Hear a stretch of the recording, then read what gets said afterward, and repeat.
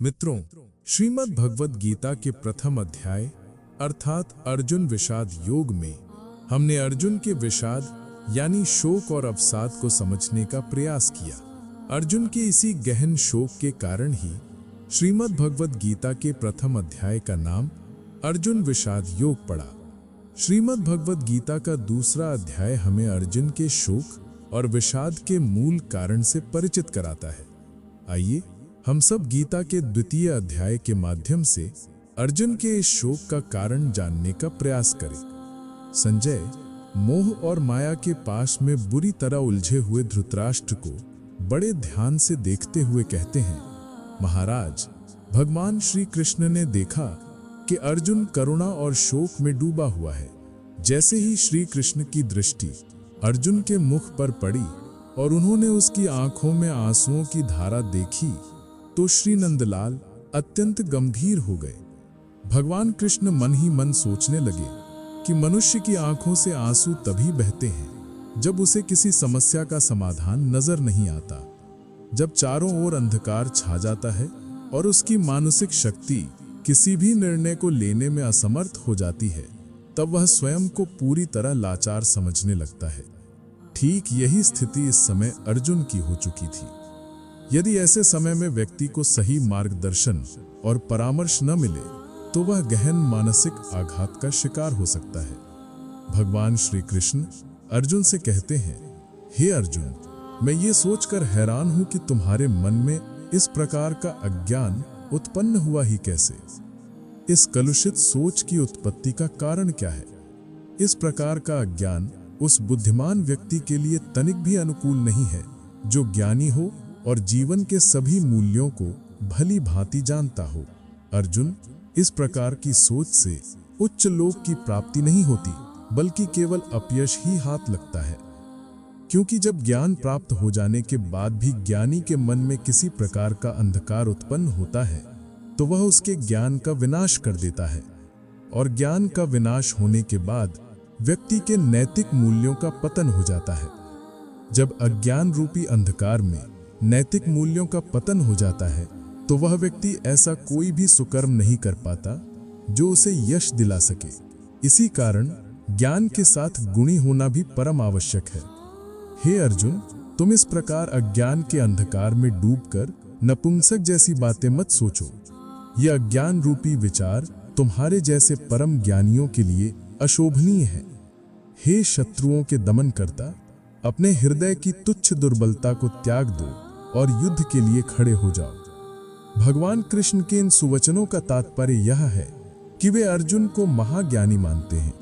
किसी भी महाज्ञानी के लिए इस प्रकार की तुच्छ सोच कभी भी शोभनीय नहीं होती, विशेषकर उन महाज्ञानियों के लिए तो बिल्कुल भी नहीं जो ज्ञानी होने के साथ साथ क्षत्रिय भी हों। भगवान कृष्ण के इन सुवचनों का तात्पर्य ये है कि वे अर्जुन को महाज्ञानी मानते हैं। किसी भी महाज्ञानी के लिए इस प्रकार की तुच्छ सोच कभी भी शोभनीय नहीं होती, विशेषकर उन महाज्ञानियों के लिए तो बिल्कुल भी नहीं जो ज्ञानी होने के साथ साथ क्षत्रिय भी हों। यदि कोई क्षत्रिय जो सभी प्रकार की युद्ध कला में पारंगत हो, युद्ध भूमि में मोहपाश में बंधकर शस्त्र त्याग दे और युद्ध से मना कर दे तो उसे बहादुर नहीं बल्कि कायर कहा जाता है।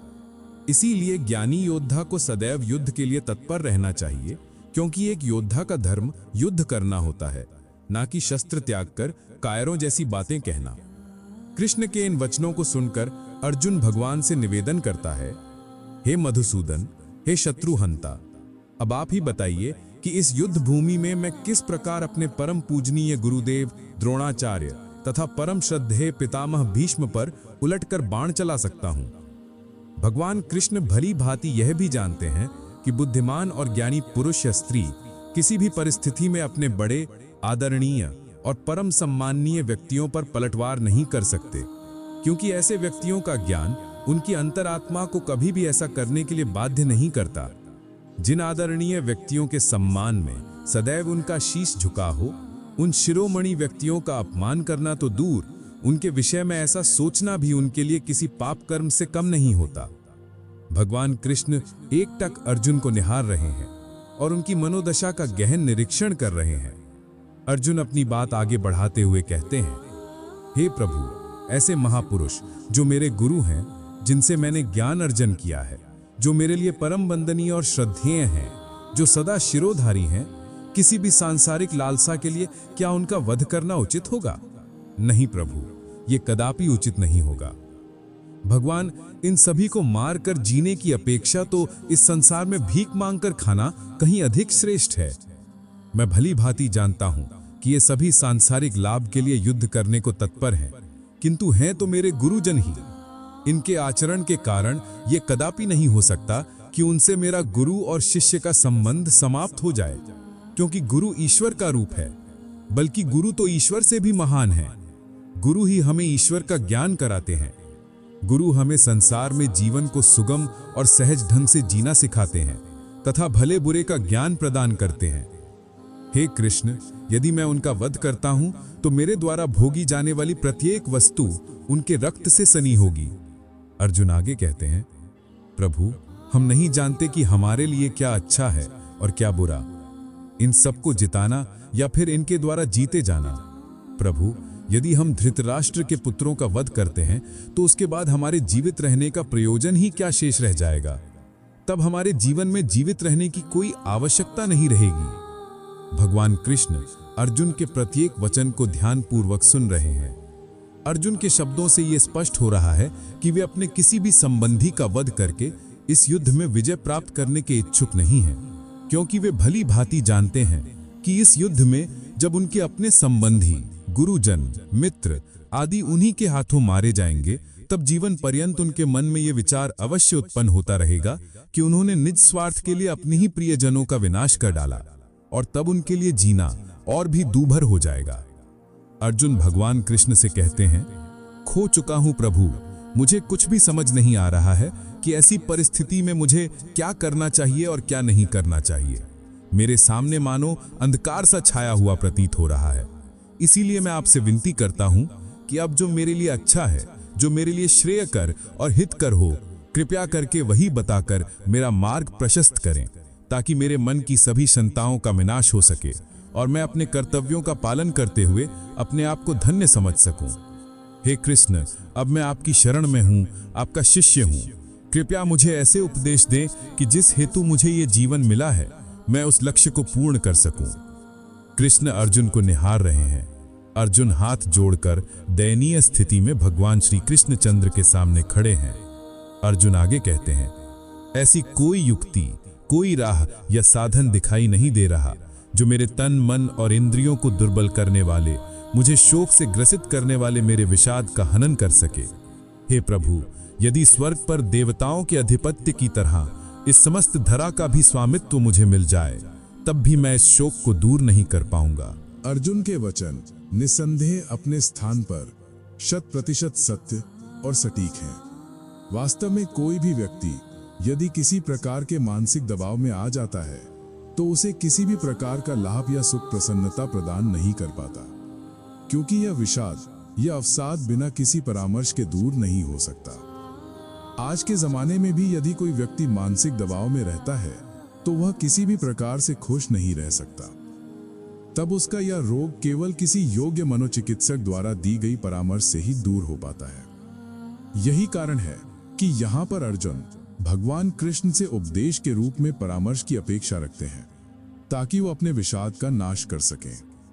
राजमहल में बैठे संजय युद्ध भूमि में अर्जुन और कृष्ण के प्रत्येक संवाद को महाराज धृतराष्ट्र को सुनाते हुए आगे कहते हैं कि हे महाराज, समस्त शत्रुओं का सर्वनाश करने वाले अर्जुन अपने मन की व्यथा को बड़े ही दीनहीन भाव से भगवान कृष्ण को बताते हुए युद्ध के लिए मना करते हैं और कहते हैं कि हे गोविंद, अब चाहे कुछ भी हो जाए, मैं यह युद्ध नहीं करूंगा। इतना कहकर अर्जुन मौन हो जाते हैं। उधर भगवान कृष्ण उन्हें निहारते रहते हैं। अर्जुन के मुख पर आए सभी भावों को ध्यान से देखकर मुस्कुराते हैं और मन ही मन सोचने लगते हैं कि किस प्रकार जगत में 5 प्रकार के विकार मानव पर हावी होकर उसके ज्ञान का विनाश कर देते हैं और उसे कितना दीनहीन और मानसिक रूप से दुर्बल बना देते हैं। सच कहा जाए तो कृपालु दीन दयालु भगवान कृष्ण को अब अर्जुन पर अत्यंत दया आने लगी है। इधर राजमहल में बैठे राजा धृतराष्ट्र के मन में हर्ष की लहरें उठने लगती हैं। संजय धृतराष्ट्र से कहते हैं कि हे भरतवंशी, धर्मभूमि कुरुक्षेत्र में दोनों सेनाओं के मध्य शोक में पूर्ण रूप से डूबे हुए अर्जुन को देखकर भगवान कृष्ण हंसते हुए कहते हैं कि हे अर्जुन, तुम भले ही संसार में सर्वश्रेष्ठ धनुर्धर हो, बलवान योद्धा हो और अत्यंत बहादुर हो, किंतु मन से तुम बड़े ही दुर्बल हो। तुमने भले ही सभी प्रकार का ज्ञान गुरुओं से प्राप्त किया है, मगर संसार के 5 विकार काम, क्रोध, मद, मोह और लोभ तुम्हारे उत्तम ज्ञान को परास्त करते हुए तुम पर हावी हो चुके हैं। इसी कारण आज तुम एक क्षत्रिय का कर्तव्य भूल गए हो और संसार के इन झूठे नातों और रिश्तों में ऐसे उलझ गए हो कि तुम अपने योद्धा होने के धर्म को भुला बैठे हो। यह किसी भी ज्ञानी योद्धा के लिए कदापि श्रेयस्कर नहीं है। संजय आगे धृतराष्ट्र को बताते हैं, मानो भगवान श्री कृष्ण अर्जुन से कहते हैं कि हे पार्थ, तुम विद्वानों, ज्ञानियों और ध्यानियों की बातें करते हुए उनके लिए शोक मना रहे हो जो किसी भी प्रकार से दया के योग्य नहीं है। तुम नहीं जानते कि यह सभी तुम्हारे शोक करने योग्य भी नहीं है। हे अर्जुन, जो लोग वास्तव में विद्वान होते हैं वे ना तो जीवित व्यक्ति के लिए अत्यधिक हर्ष करते हैं और ना ही मृत व्यक्ति के लिए शोक कर दुखी होते हैं। भगवान कृष्ण के इन वचनों का तात्पर्य यह है कि जो व्यक्ति गुरुओं से सच्चा ज्ञान प्राप्त कर लेते हैं और ज्ञानियों की श्रेणी में आते हैं, उनके लिए इस शरीर का कोई विशेष महत्व नहीं रहता। यह देह केवल 5 तत्वों से निर्मित है, जो एक दिन इन्हीं 5 तत्वों में विलीन हो जाएगी। इसलिए वे ना तो किसी के जन्म लेने पर अत्यधिक प्रसन्न होते हैं और ना ही किसी के शरीर त्यागने पर शोक या दुख करते हैं। कृष्ण अर्जुन से कहते हैं कि ऐसा कभी नहीं हुआ कि मैं पहले कभी नहीं था, या तुम नहीं थे, या भविष्य में हम सब नहीं होंगे। ये समस्त राजा महाराजा भी रहेंगे। सभी जीव पहले भी थे, आज भी हैं और भविष्य में भी रहेंगे। यही इस जीवन का सार है। अर्थात किसी की मृत्यु हो जाने का मतलब यह नहीं है कि 5 तत्वों के शरीर के विलीन होने से आत्मा का भी विनाश हो जाता है। कृष्ण समझाना चाहते हैं कि सभी जीवों के देह में केवल एक ही तत्व ऐसा है जो अजर, अमर और अविनाशी है। उसका कोई भी विनाश नहीं कर सकता। वह पहले भी था, आज भी है और भविष्य में भी रहेगा। उपमा देते हुए श्री कृष्ण कहते हैं, जिस प्रकार शरीरधारी जीवात्मा इस शरीर में बाल्यावस्था, युवावस्था और वृद्धावस्था को निरंतर प्राप्त करती है, उसी प्रकार शरीर जर्जर होने पर यह जीवात्मा उस शरीर को त्याग कर दूसरे शरीर में चली जाती है। ज्ञानी और धीर लोग इस सत्य को जानते हुए ना तो अत्यधिक मोह करते हैं और न ही शोक। ये एक अत्यंत सटीक उपमा है। जब हमें गुरुजनों से ज्ञान रूपी प्रकाश प्राप्त होता है, तभी हम अंधेरे में पड़ी हुई रस्सी को रस्सी समझ पाते हैं। अन्यथा अंधेरे में वही रस्सी हमें सर्प प्रतीत होती है और हम भयभीत हो जाते हैं। इसी प्रकार जो लोग ज्ञान प्राप्त कर लेते हैं, वे अपने अंदर स्थित परम तत्व आत्मा को पहचानते हैं और मोह माया तथा 5 विकारों से दूर रहते हुए निर्भीक जीवन जीते हैं। वे अपने उद्देश्यों को पूर्ण करते हैं और धीरज, संतोष तथा आनंद के साथ जीवन को सार्थक बनाते हैं। संजय धर्मभूमि कुरुक्षेत्र का हाल सुनाते हुए धृतराष्ट्र से कहते हैं कि इसके बाद भगवान कृष्ण अर्जुन से कहते हैं, हे कुंतीपुत्र अर्जुन, जीवन में सुख दुख आदि का क्षणिक उत्पन्न होना और फिर लुप्त हो जाना ठीक उसी प्रकार है जैसे धरती पर कभी शरद ऋतु तो कभी ग्रीष्म ऋतु आती जाती रहती है। हे अर्जुन, इंद्रिय बोध से उत्पन्न इन सुख और दुखों पर न तो अधिक हर्ष करना चाहिए और न ही अधिक शोक। ज्ञानी मनुष्यों को चाहिए कि वे अनुकूल या प्रतिकूल स्थितियों में धैर्यपूर्वक इन्हें सहन करते हुए अपने कर्तव्यों के मार्ग से विचलित ना हो। सदा धीर बनकर सहनशीलता के साथ इसका सामना करना चाहिए। अर्जुन भगवान के इन वचनों को बड़े ध्यान से सुन रहे हैं। वहीं महलों में बैठे महाराज धृतराष्ट्र संजय द्वारा कहे गए भगवान कृष्ण के वचनों को सुनकर गंभीर हो जाते हैं। उधर रणभूमि में श्री कृष्ण अर्जुन से आगे कहते हैं, हे अर्जुन, जो धीर पुरुष सुख या दुख में विचलित नहीं होते और दोनों की उत्पत्ति होने पर समान भाव से जीवन व्यतीत करते हैं, वे निश्चित रूप से मुक्ति के योग्य होते हैं। ऐसे धीर व्यक्ति न केवल स्वयं धैर्य धारण करते हैं बल्कि दूसरों को भी धैर्य रखना सिखाते हैं। वे समाज में एक मिसाल बन जाते हैं। जब समाज उनका अनुकरण करता है तब सहनशीलता का वातावरण बनता है, और जहां सहनशीलता होती है वहां किसी भी प्रकार का द्वंद्व उत्पन्न नहीं होता। उस समाज में लोग व्यर्थ के झगड़ों में नहीं उलझते बल्कि समाज कल्याण की योजनाएं बनाते हैं। इस प्रकार पूरे समाज का उत्थान सुनिश्चित हो जाता है। उस समाज का प्रत्येक व्यक्ति अपने कल्याण को प्राप्त करता है और उस पुण्य का प्रथम भाग उसी को मिलता है जिसने सबको शांति और धैर्य का पाठ पढ़ाया। इसीलिए वही व्यक्ति मोक्ष की योग्य हो जाता है। भगवान श्री कृष्ण अर्जुन को समझाते हुए कहते हैं कि तत्वदर्शी ऋषियों ने, अर्थात जो किसी भी बात का मूल कारण खोज निकालते हैं, उन्होंने शरीर और आत्मा पर गहन अध्ययन करके ये निष्कर्ष निकाला है कि असत अर्थात शरीर चिरस्थायी नहीं है। ये हर क्षण बदलता रहता है, इसलिए नश्वर है, किंतु सत अर्थात आत्मा सदैव अपरिवर्तनीय है। आत्मा पर कभी कोई प्रभाव नहीं पड़ता, वो नित्य और शाश्वत है। भगवान श्री कृष्ण आगे कहते हैं कि ये आत्मा सारे शरीर में व्याप्त रहती है। हे अर्जुन, बस इस आत्मा को ही अविनाशी समझो।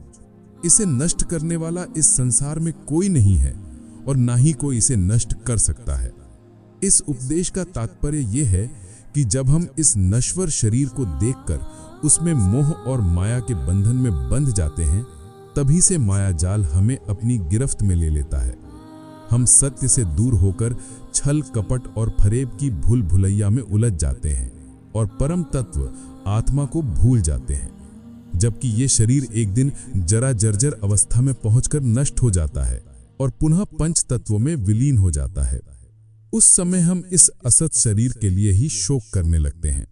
श्री कृष्ण अर्जुन से आगे कहते हैं, अर्जुन, ये जितने भी शरीर तुम्हें दिखाई दे रहे हैं, ये सब एक ना एक दिन नष्ट होने वाले हैं, किंतु आत्मा अविनाशी, अप्रमेय, शाश्वत और नित्य स्वरूप है। इसलिए हे भरतवंशी, उठो और युद्ध करो।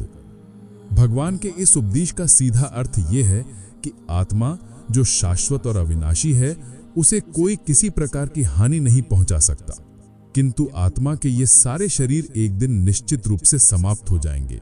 जब ये शरीर ही नष्ट होने वाला है तो उससे मोह कैसा? यदि मोह करना ही है तो अविनाशी आत्मा से करो जो शाश्वत है। भगवान के उपदेश को सुनते हुए अर्जुन उन्हें टकटकी लगाकर देख रहे हैं। कृष्ण के मुख पर विराजमान सत्य की मुस्कुराहट को निहारते हुए अर्जुन को ऐसा लग रहा है कि उनके वचनों को सुनने की तृष्णा और बढ़ती जा रही है। जगत के पालनहार, सर्वज्ञ और महाज्ञानी भगवान श्री कृष्ण अर्जुन से आगे कहते हैं कि हे अर्जुन, इस संसार में जो भी व्यक्ति आत्मा को मारने वाला समझता है अथवा उसे मरा हुआ मानता है, वह अज्ञानी और मूर्ख है। आत्मा ना तो मरती है और न ही मारी जा सकती है। भगवान श्री कृष्ण अर्जुन से कहते हैं, हे अर्जुन, आत्मा के लिए किसी भी काल में ना तो जन्म है और ना ही मृत्यु, अर्थात आत्मा ने किसी भी काल में ना तो कभी जन्म लिया है और ना ही कभी मृत्यु को प्राप्त हुई है, और भविष्य में भी आत्मा ना तो जन्म लेगी और ना ही मर सकती है, क्योंकि मृत्यु भी तो उन्हीं की होती है जो जन्म लेते हैं। हे अर्जुन, जो पैदा हुआ है वो मृत्यु को एक दिन अवश्य प्राप्त होगा। इसीलिए आत्मा जन्म और मृत्यु से परे है। आत्मा अजन्मा, नित्य, शाश्वत तथा पुरातन है। किसी भी शरीर के मारे जाने पर आत्मा कभी नहीं मरती। इस उपदेश में श्री कृष्ण अर्जुन को यही समझाना चाहते हैं कि ज्ञानी व्यक्ति नश्वर शरीर से नहीं बल्कि आत्मा से मोह रखते हैं और उसी को सत्य मानते हैं। बाकी सब मोह त्याग कर वे परम तत्व को पहचानते हुए अपने जीवन का निर्वाह करते हैं। श्री कृष्ण आगे कहते हैं, हे कुंती पुत्र, इस संसार में जो भी ज्ञानी और बुद्धिमान व्यक्ति ये जानता है कि आत्मा अविनाशी है, अजन्मा है, शाश्वत है और जिसका कभी विनाश नहीं किया जा सकता, वो व्यक्ति भला किसी को कैसे मार सकता है या किसी को मरवा सकता है? यह अज्ञान ही है कि हम नश्वर शरीर द्वारा पहचान करते हुए किसी को अपना और पराया समझ बैठते हैं, जबकि सत्य यह है कि हमें शरीर से नहीं बल्कि आत्मा रूपी तत्व को पहचानना चाहिए।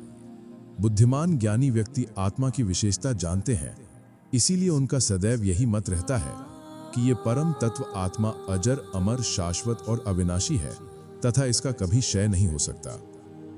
अर्जुन भगवान श्री कृष्ण के एक एक उपदेश को बड़े ही ध्यान से ग्रहण कर रहे थे। इन उपदेशों से उनके मन को बड़ा संतोष प्राप्त हो रहा था और उनका विचलित मन धैर्य की अनुभूति कर रहा था। भगवान श्री कृष्ण आगे कहते हैं, जिस प्रकार मनुष्य अपने पुराने और फटे हुए वस्त्र त्याग कर नए वस्त्र धारण करता है, उसी प्रकार अविनाशी आत्मा भी पुराने, जर्जर, दुर्बल और व्यर्थ शरीर को त्याग कर नए भौतिक शरीर को ग्रहण कर लेती है। अर्थात आत्मा रूपी परम तत्व जिसका कोई क्षय नहीं है, वो बीमार, पुराने और दुर्बल शरीर को त्याग देती है, जिसे संसार में मृत्यु कहा जाता है। मृत्यु के बाद वही आत्मा एक नया, सुंदर और नवीन शरीर धारण करती है और जीवन के एक और चक्र में प्रवेश करती है। जबकि आत्मा द्वारा छोड़े गए शरीर का दाह संस्कार उसके परिजन करते हैं और उसे 5 तत्वों में विलीन कर देते हैं। यही चक्र अनादिकाल से संसार में चलता आ रहा है और अनंत काल तक चलता रहेगा। भगवान श्री कृष्ण आगे कहते हैं, आत्मा वो परम तत्व है जिसे ना तो किसी शस्त्र द्वारा काटा जा सकता है, ना ही अग्नि द्वारा जलाया जा सकता है। हे अर्जुन, आत्मा को ना तो जल से भिगोया जा सकता है और ना ही वायु द्वारा सुखाया जा सकता है। इस उपदेश के माध्यम से भगवान श्री कृष्ण ने ना केवल अर्जुन को बल्कि समस्त संसार को आत्मा रूपी परम तत्व का वृहद ज्ञान प्रदान किया। संसार का कोई भी शस्त्र आत्मा को किसी भी प्रकार की हानि नहीं पहुंचा सकता, क्योंकि ना तो किसी जीव में और ना ही किसी सांसारिक वस्तु में इतना सामर्थ्य है कि वो आत्मा को क्षति पहुंचा सके। श्री कृष्ण के इस ज्ञान को सुनकर अर्जुन के हृदय में सहजता और शांति का अनुभव होता है। अर्जुन को अपनी ओर निहारते हुए भगवान श्री कृष्ण अपने मुख पर कृष्ण रूपी मुस्कान बिखेरते हुए मधुर वचनों के साथ आगे बढ़ते हैं। हे पार्थ, ये परम तत्व आत्मा संदेह रहित और अखंडित है। इसे किसी भी प्रकार से खंडित नहीं किया जा सकता। आत्मा अघुण चल है, अर्थात इसे किसी भी द्रव्य में कभी घोला नहीं जा सकता। सत्य तो ये भी है कि इस आत्मा को कभी जलाया नहीं जा सकता और ना ही इसे सुखाया जा सकता है। ये आत्मा अजर, अमर और विनाशी रहित है। ये सदैव एक समान रहने वाली, स्थिर और विकार रहित है। इसीलिए इसे अविकारी और शाश्वत जानो।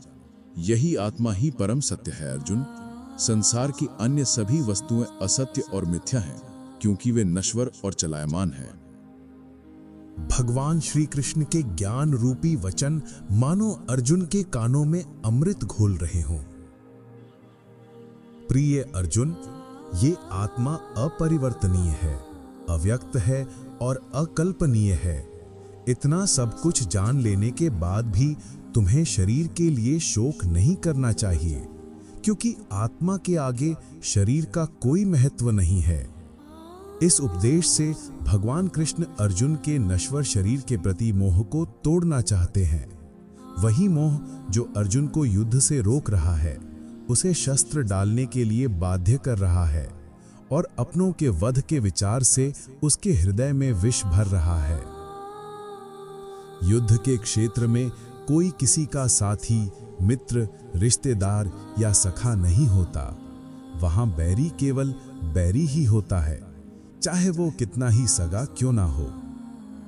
अर्जुन भगवान कृष्ण को टकटकी लगाकर निहार रहे हैं और भगवान भी अर्जुन के चेहरे पर आते हुए धैर्य के भावों को देखकर सुख की अनुभूति कर रहे हैं।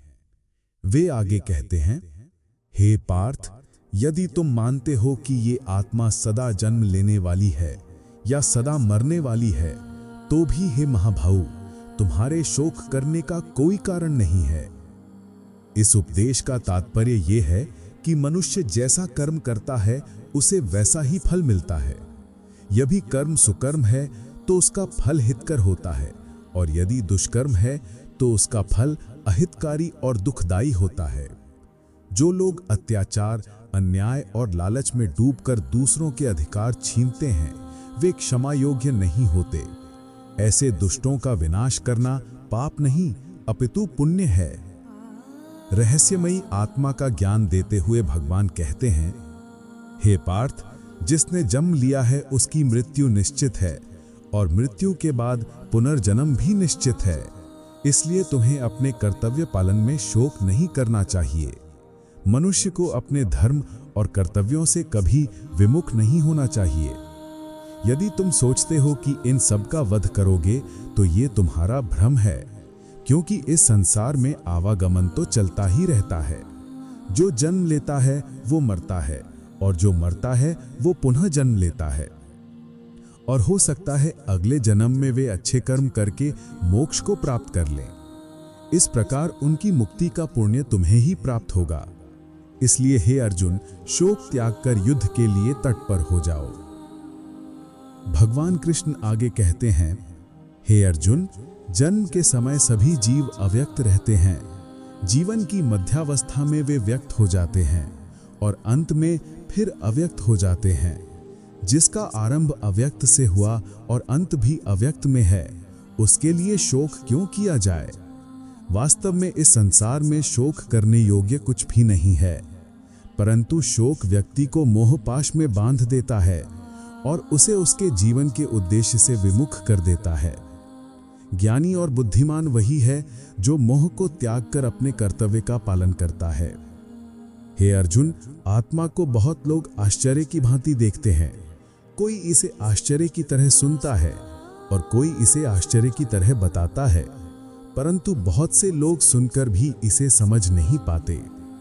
आत्मा का ज्ञान कठिन अवश्य है, लेकिन जिसे ये ज्ञान प्राप्त हो जाता है वो परम ज्ञानी हो जाता है। तब उसे संसार में किसी प्रकार का मोह या भय नहीं सताता।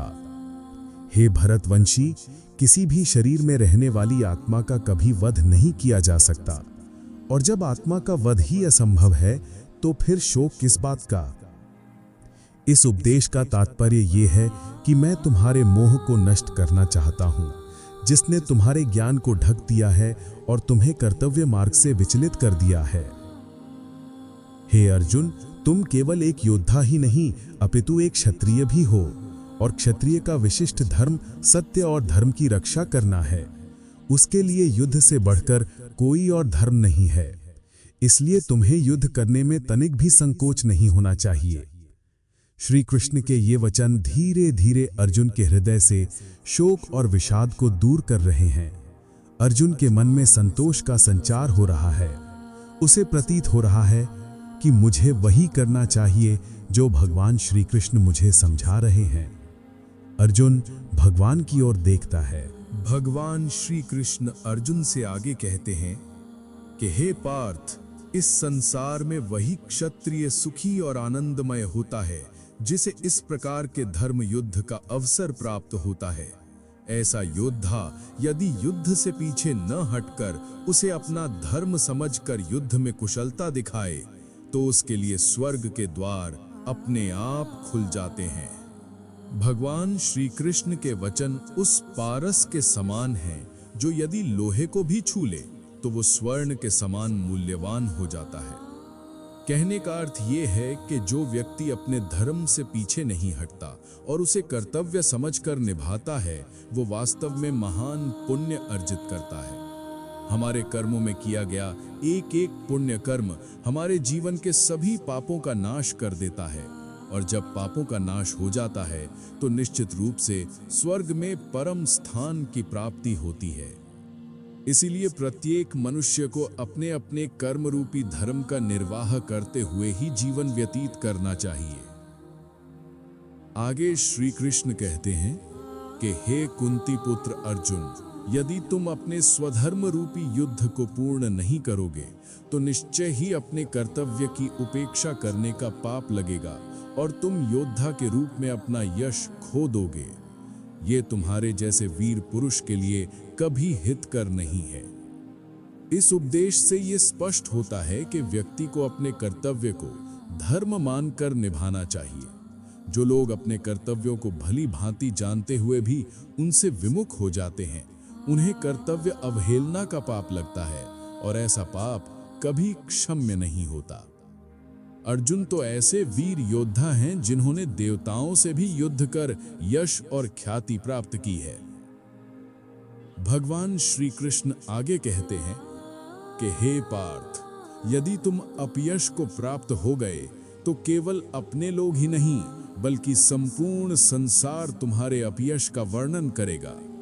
और हे पार्थ, अपयश तो वीर पुरुष के लिए मृत्यु से भी बढ़कर होता है। ये 100% सत्य है। अर्जुन जैसे धनुर्धर जिन्होंने शिव और अन्य देवताओं से युद्ध कर ख्याति अर्जित की है, यदि मोहवश युद्ध से विमुख होते हैं तो लोग बिना कारण जाने उन्हें कायर घोषित कर देंगे। संसार भर में उनके अपयश का बखान होगा। इस प्रकार की निंदा किसी वीर पुरुष के लिए मृत्यु से भी अधिक कष्टप्रद है। श्री कृष्ण आगे समझाते हैं कि हे पार्थ, अब तक जिन महान योद्धाओं ने तुम्हारा सम्मान किया था, वे सभी सोचेंगे कि तुमने भयवश युद्ध भूमि का परित्याग किया है। कल तक जहां जहां तुम्हारी वीरता का बखान होता था, वहां अब लोग तुम्हारी कायरता का उल्लेख करेंगे। तुम्हारा यश धूमिल हो जाएगा। संसार में यही होता है। जो लोग मोहजाल में फंसकर कर्तव्य से विमुख हो जाते हैं, उन्हें अपयश का सामना करना पड़ता है। आगे श्री कृष्ण कहते हैं कि हे पार्थ, इतना ही नहीं, तुम्हारे शत्रु भी तुम्हारे अपयश का प्रचार करेंगे। वे कटु और निंदनीय शब्दों का प्रयोग कर तुम्हारी सामर्थ्य का उपहास करेंगे। अब सोचो, तुम्हारे लिए इससे अधिक दुखदाई और क्या हो सकता है।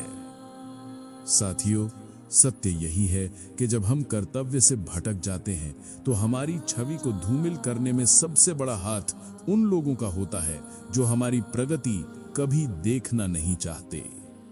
यही कारण है कि हमें किसी भी निर्णय से पहले बार बार विचार करना चाहिए, अन्यथा यदि निर्णय गलत हुआ तो बदनामी के लिए तैयार रहना पड़ता है। भगवान श्री कृष्ण आगे कहते हैं कि हे अर्जुन, यदि तुम इस महायुद्ध में मृत्यु को प्राप्त हुए तो सीधा स्वर्ग लोक जाओगे, और यदि विजय प्राप्त की तो पृथ्वी का साम्राज्य भोगोगे। अतएव हर स्थिति में लाभ ही है। इसीलिए दृढ़ संकल्प करके इस धर्म युद्ध के लिए खड़े हो जाओ। सत्य है, जो व्यक्ति लक्ष्य निर्धारित कर प्रयत्नशील रहता है वो कभी हानि का भागी नहीं होता। यदि लक्ष्य न मिले तो लोग कहते हैं कि उसने कोई कसर नहीं छोड़ी, और यदि लक्ष्य मिल जाए तो यश, कीर्ति और आनंद की प्राप्ति निश्चित है। अंत में श्री कृष्ण अर्जुन से कहते हैं, हे अर्जुन, सुख दुख, लाभ हानि, विजय पराजय की चिंता छोड़कर केवल युद्ध करो। युद्ध के लिए युद्ध करो। ऐसा करने पर तुम्हें कोई पाप नहीं लगेगा। भगवान के वचन सुनकर अर्जुन सहमति में सिर हिलाते हैं। उनके भीतर धैर्य उत्पन्न होने लगता है, किंतु ऐसे ज्ञानपूर्ण वचन सुनकर भी उनका मन संतुष्ट नहीं होता। वे और अधिक ज्ञान पाने के लिए आतुर रहते हैं। श्री कृष्ण कहते हैं, हे अर्जुन, अब तक मैंने सांख्य दर्शन के आधार पर ज्ञान समझाया है। अब सुनो, मैं तुम्हें निष्काम भाव से कर्म करने का उपदेश देता हूँ। यदि तुम इस ज्ञान से युक्त होकर कर्म करोगे तो कर्म बंधन से मुक्त हो जाओगे। साथियों, ये दिव्य ज्ञान केवल अर्जुन के लिए ही नहीं बल्कि संपूर्ण मानवता के लिए है। यह हमें सिखाता है कि अपने कर्तव्यों को धर्म मानकर उनका पालन करें, निष्काम भाव से कर्म करें और मोहजाल से दूर रहें। ऐसा करने वाला व्यक्ति असंख्य पुण्य अर्जित कर अंततः स्वर्ग लोक में परम स्थान प्राप्त करता है। हे अर्जुन, निष्काम भाव से कर्म करने के प्रयास में न तो हानि होती है और न ही पाप लगता है, बल्कि इस प्रकार का छोटा सा प्रयास भी बड़े से बड़े भय से रक्षा कर सकता है। साथियों, ये सत्य है कि यदि निष्काम भाव से कर्म किया जाए तो वो कार्य महान बन जाता है। अपनी इंद्रियों की तृप्ति की कामना न रखते हुए यदि किसी भी कर्म का समापन किया जाए तो वो सदा ही हितकर होता है। इस प्रकार के कर्मों का कभी विनाश नहीं होता, बल्कि इन्हें लगन से करना चाहिए, तभी ये अंत में सुखदायी होते हैं। निष्काम भाव से किए गए किसी भी कार्य में ना तो मन में लालसा रहती है और ना ही मनोकामना। इसीलिए ऐसे कर्म सदा सुखदायी होते हैं। यदि ये अधूरे भी रह जाएं, तो भी उनमें कोई दुख या शोक नहीं होता, क्योंकि उनमें इच्छाओं का मोह नहीं होता। भगवान श्री कृष्ण आगे समझाते हैं, हे अर्जुन, कर्म योग में निश्चात्मिका बुद्धि एक ही होती है, किंतु जिनके विचार अस्थिर होते हैं उनकी बुद्धि अनेक भेदों वाली और अनंत होती है। मित्रों, ये सत्य है कि जो मनुष्य जीवन में कुछ करने की ठान लेता है और एक लक्ष्य निर्धारित कर लेता है, उसकी सोच को संसार की कोई शक्ति नहीं बदल सकती। वो लक्ष्य को कर्मयोग मानकर सुनिश्चित करता है और उसी पर स्थिर हो जाता है। दूसरी ओर जिनके विचार स्थिर नहीं होते, वे बार बार बदलते रहते हैं और उनकी बुद्धि अनेक प्रकार के भेदों से ग्रसित हो जाती है। भगवान श्री कृष्ण अर्जुन को उपदेश देते हुए कहते हैं, हे कुंती पुत्र, जो लोग अल्प ज्ञानी होते हैं वे वेदों के उन अलंकारिक शब्दों में अधिक आसक्त रहते हैं जिनमें स्वर्ग, उत्तम जन्म और ऐश्वर्य प्राप्ति हेतु विभिन्न सकाम कर्मों का वर्णन होता है। वे इंद्रिय तृप्ति और भौतिक ऐश्वर्य की कामना के साथ ये मानते हैं कि संसार में इससे बढ़कर कुछ नहीं है। साथियों, इसका तात्पर्य यह है कि जो लोग अल्पज्ञ हैं वे वेदों में वर्णित उन सुखदायी शब्दों में उलझ जाते हैं जिनमें भौतिक सुख और ऐश्वर्य की प्राप्ति का वर्णन है। ऐसे लोग इंद्रियों की तृष्णा को पूरा करने के लिए सदैव लालायित रहते हैं। भगवान कहते हैं, हे अर्जुन, ऐसे लोग जो इंद्रिय सुख और ऐश्वर्य की लालसा में आसक्त रहते हैं वे मोहग्रस्त होकर सच्चे भक्ति पथ से विमुख हो जाते हैं। मित्रों, यह सत्य है कि जब मनुष्य भौतिक सुखों का आनंद लेने में लिप्त हो जाता है तो वह ईश्वर की भक्ति से दूर हो जाता है और जन्म का उद्देश्य भी व्यर्थ कर देता है। भगवान श्री कृष्ण के वचन का गहरा अर्थ यह है कि जो व्यक्ति हर्ष और शोक में उलझा रहता है वो जीवन के लक्ष्य से भटक जाता है। संसार की चिंताओं का कारण मोह है। जिसने मोह त्याग दिया वही भय और द्वंद्व से मुक्त हो सकता है। हे अर्जुन, जैसे जल से परिपूर्ण एक बड़ा जलाशय मिल जाने पर छोटे जलाशय की आवश्यकता नहीं रहती, वैसे ही जब कोई मनुष्य ब्रह्म तत्व का ज्ञान प्राप्त कर लेता है तब उसे जीवन के सभी प्रश्नों का उत्तर मिल जाता है। ब्रह्म तत्व आनंद का सागर है जिसमें पंच विकार, विषाद या शोक का कोई स्थान नहीं है।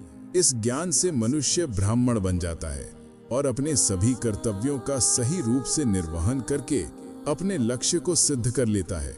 इसलिए हे अर्जुन, तुम्हें केवल अपने कर्म करने का ही अधिकार है, उनके फल पर तुम्हारा अधिकार नहीं है।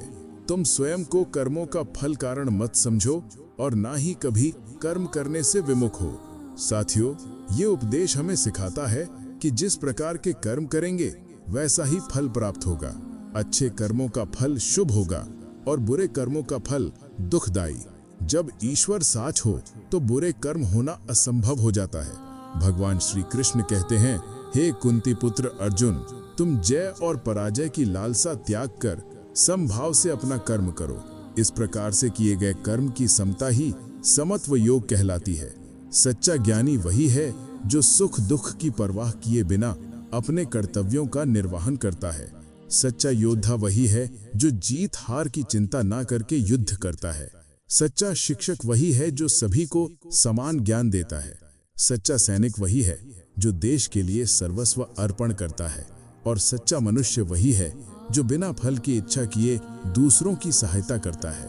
भगवान आगे कहते हैं, हे धनंजय, ईश्वर की अनन्य भक्ति करने से मनुष्य के मन में पाप पूर्ण विचार तक नहीं आते। भक्ति द्वारा निंदनीय कर्मों से दूर रहना चाहिए। परंतु जो लोग केवल फल की इच्छा से भक्ति करते हैं वे कृपण अर्थात लोभी कहलाते हैं। मित्रों, इसका अर्थ ये है कि निष्काम भक्ति अनंत लाभ देती है। जो लोग केवल फल की लालसा से भक्ति करते हैं वे सबसे बड़े लालची होते हैं और उन्हें भक्ति का संपूर्ण फल नहीं मिलता। इसलिए सभी कामनाएं छोड़कर निस्वार्थ भाव से ईश्वर की भक्ति करनी चाहिए। भक्ति में लीन व्यक्ति अपने जीवन में पाप पुण्य दोनों से मुक्त हो जाता है।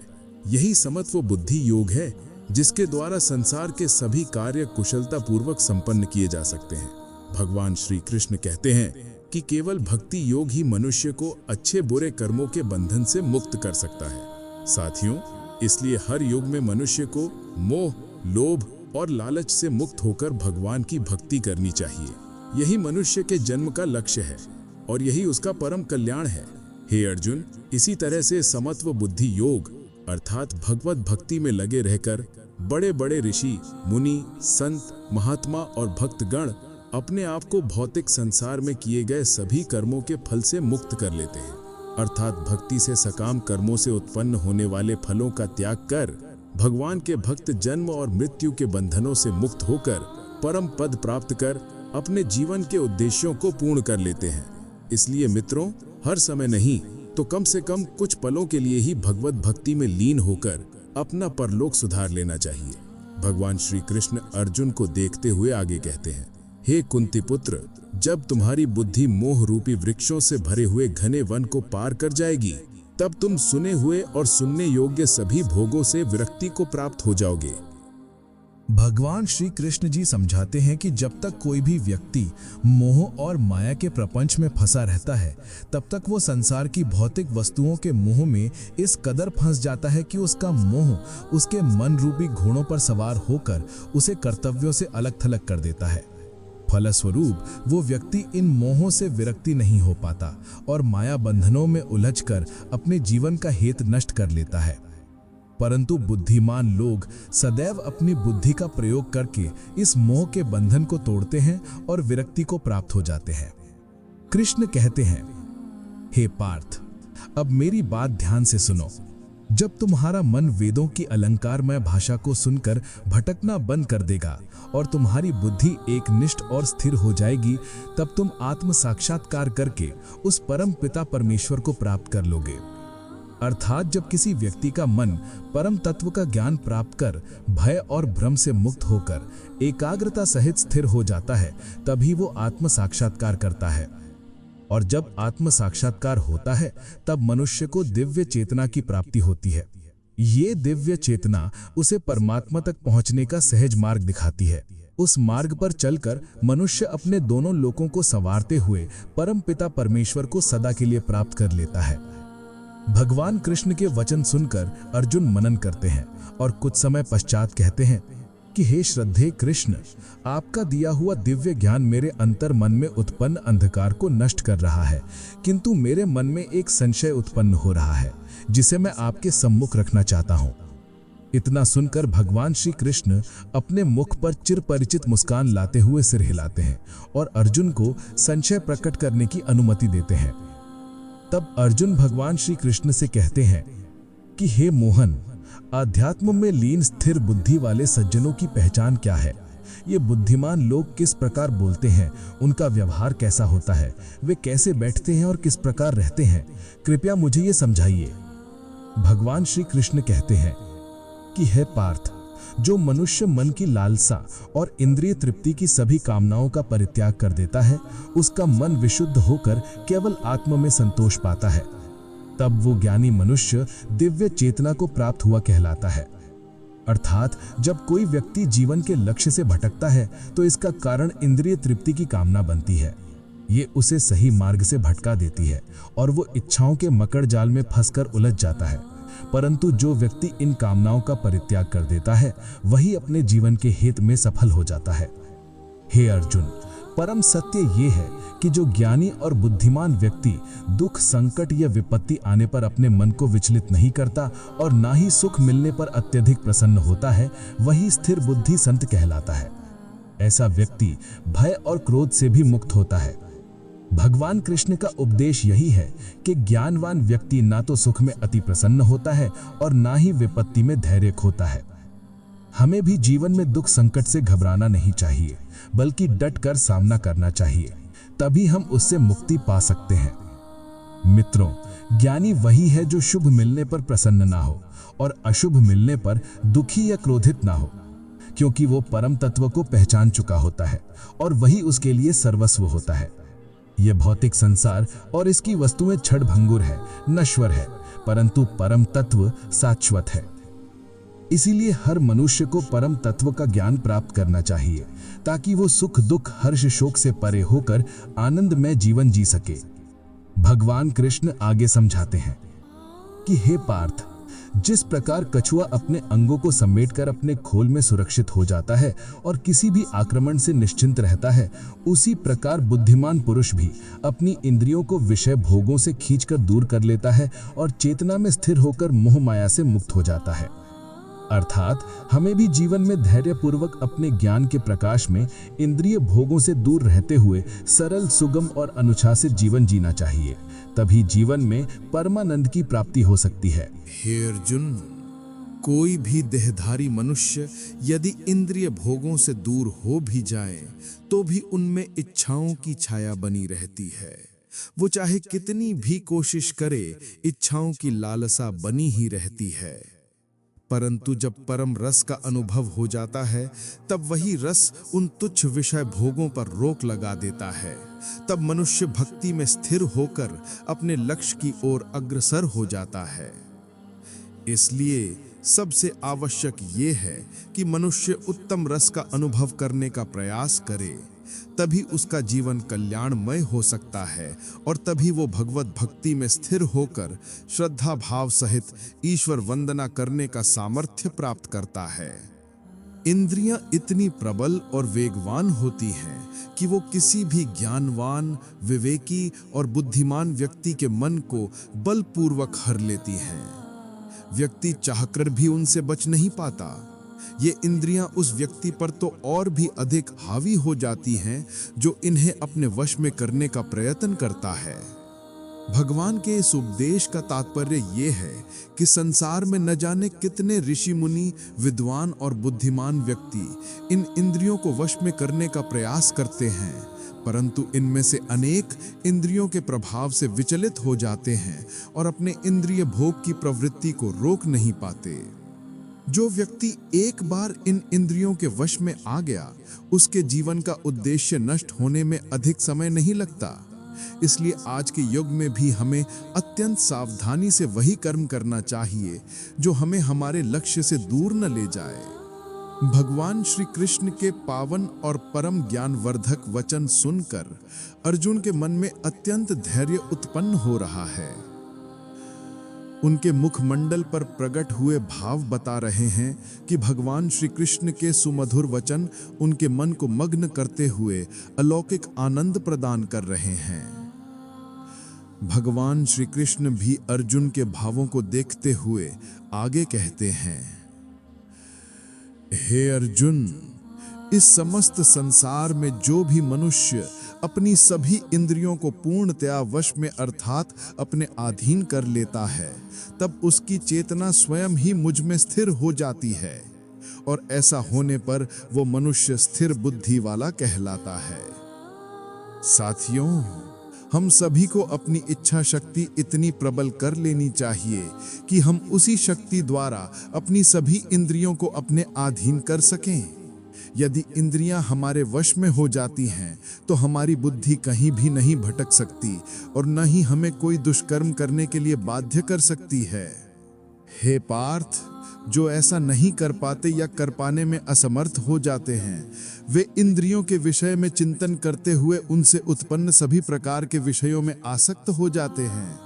उनकी विषयों के प्रति आसक्ति इतनी प्रबल हो जाती है कि वे उन विषयों को पूर्ण करने के लिए तत्पर हो जाते हैं, अर्थात उनकी सशक्त आसक्ति से इंद्रियों द्वारा उत्पन्न विषयों की कामना बढ़ जाती है और यदि किसी भी प्रकार से ये कामना पूर्ण होने में विघ्न आता है तो क्रोध उत्पन्न हो जाता है।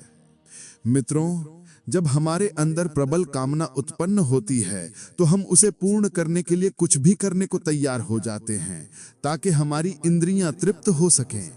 यदि हमारी इंद्रियों की कोई भी कामना पूरी नहीं हो पाती है तो उसी कामना से क्रोध प्रकट हो जाता है, जो किसी बुद्धिमान और समझदार व्यक्ति को शोभा नहीं देता। इसलिए हमें सदैव बुद्धि और विवेक से काम लेना चाहिए। परम पूज्य श्री नंदलाल जी आगे कहते हैं, हे कुंती पुत्र, जब मनुष्य में क्रोध उत्पन्न होता है तो उससे पूर्ण मोह प्रकट होता है। मोह से स्मरण शक्ति में भ्रम उत्पन्न होता है और जब स्मरण शक्ति में भ्रम होता है तो यह निसंदेह बुद्धि को नष्ट कर देता है। हे अर्जुन, बुद्धि नष्ट हो जाने पर मनुष्य का सभी प्रकार से पतन हो जाता है। मित्रों, सत्य यही है कि क्रोध ही पतन का कारण है, क्योंकि क्रोध हमें सत्कर्म करने का अवसर ही नहीं देता। ये हमें पथ भ्रष्ट कर देता है और पथ भ्रष्ट होकर मनुष्य उस मार्ग पर चल पड़ता है जो उसके नैतिक पतन की ओर ले जाता है।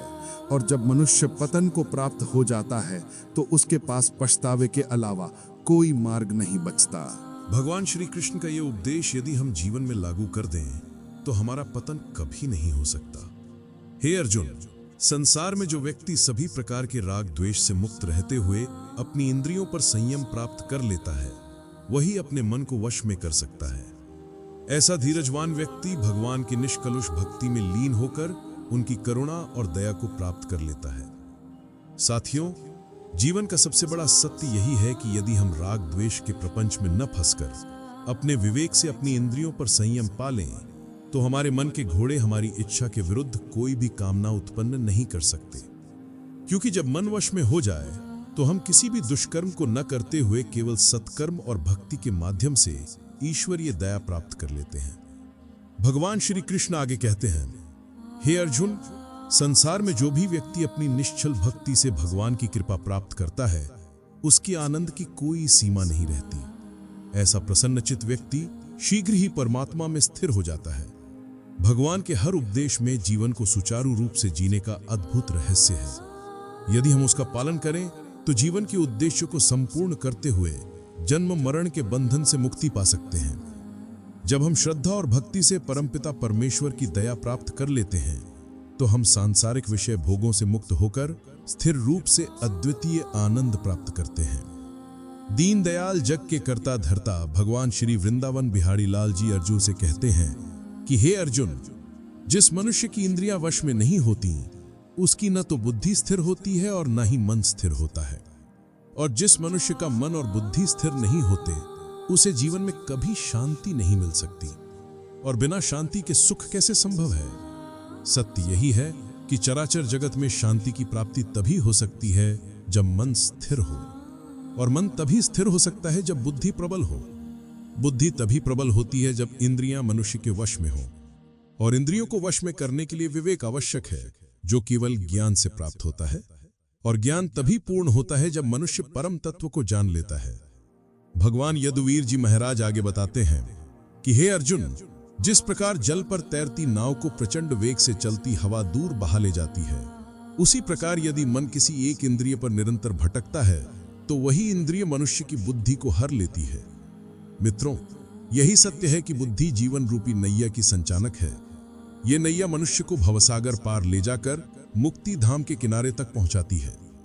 लेकिन इंद्रियां और मन की कामनाएं उस प्रचंड तूफान की तरह हैं, जो यदि बुद्धि पर हावी हो जाएं तो उसे नष्ट कर डालती हैं और जीवन की नाव को बीच में ही डुबो देती हैं। इसीलिए हमें सदैव बुद्धि और विवेक के साथ साथ अत्यंत सतर्कता से जीवन की इस नैया को इंद्रियों और मन की प्रचंड वेग वाली आंधियों से बचाते हुए पार लगाना है।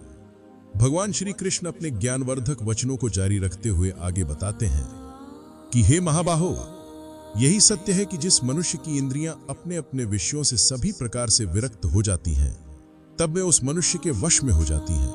और जब इंद्रियां मनुष्य के वश में हो जाती हैं, तब उसकी बुद्धि इधर उधर ना भागकर स्थिर हो जाती है।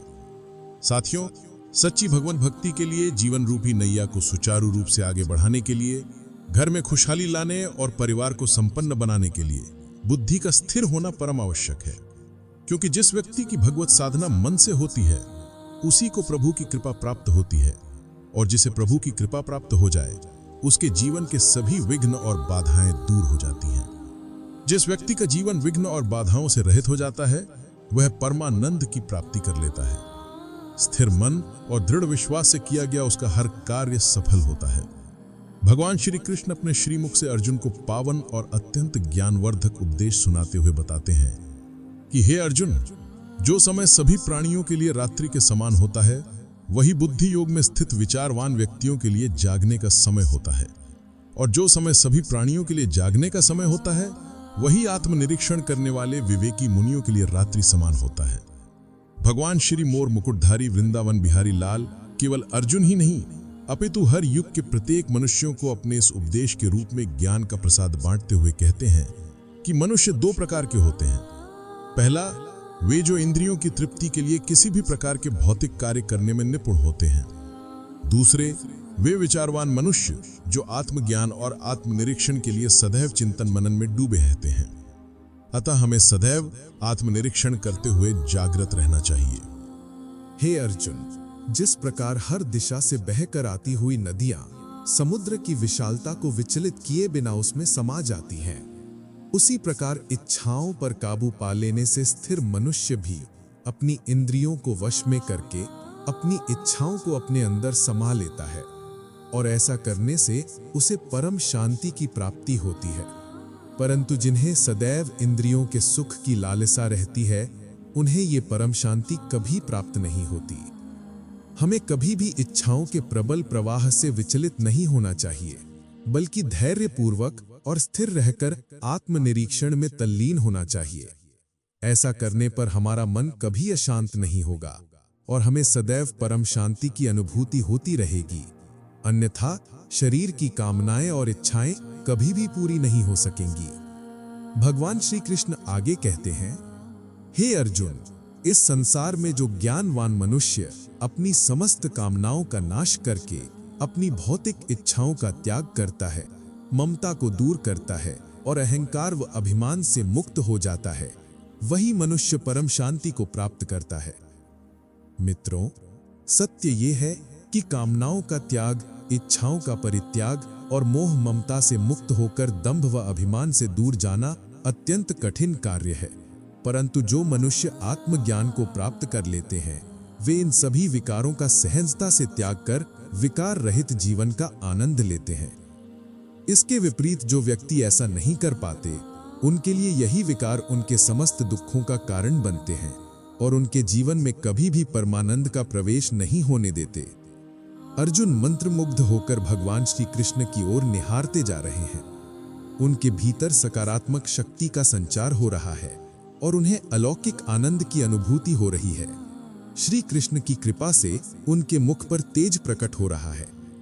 भगवान श्री कृष्ण अर्जुन के मनोभाव को समझते हुए कहते हैं, हे अर्जुन, सभी प्रकार की भौतिक कामनाओं का परित्याग, मोह माया और अभिमान का नाश कर देना ही आध्यात्मिक जीवन का पथ है।